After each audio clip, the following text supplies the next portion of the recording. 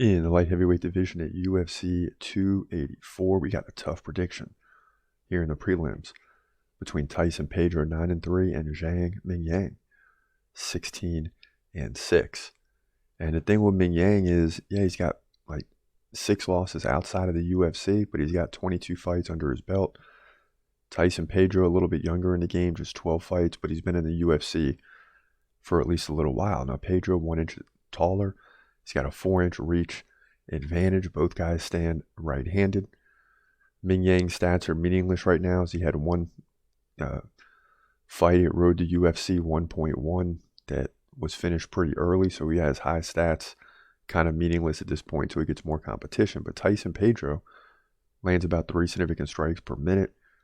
Takedown game, not really there for Pedro. Now, he's won his last 2 fights against Harry Hunsucker and Ike Villanueva, both by first round knockout, but he did lose to Mauricio Shogun Rua and OSP Ovens St. Preux. So he's not on the upper echelon of the division or anything like that. He's not on the bottom either. He's somewhere in the lower middle, if you will. Now, Mingyang, we don't know a lot about. We know he came into Road to UFC 1.1. This is back in June of 2022.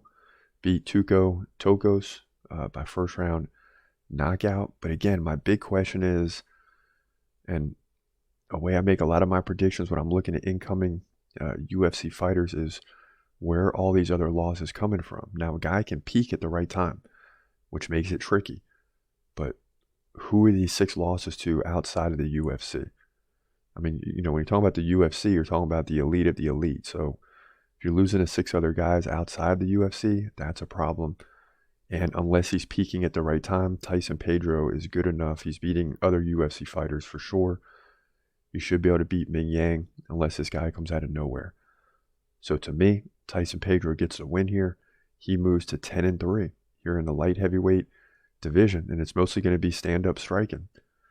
So, you know, that could be a problem for Pedro too, but I still believe he gets the job done by unanimous decision to move to 10-3 here in the light heavyweight division at UFC 284.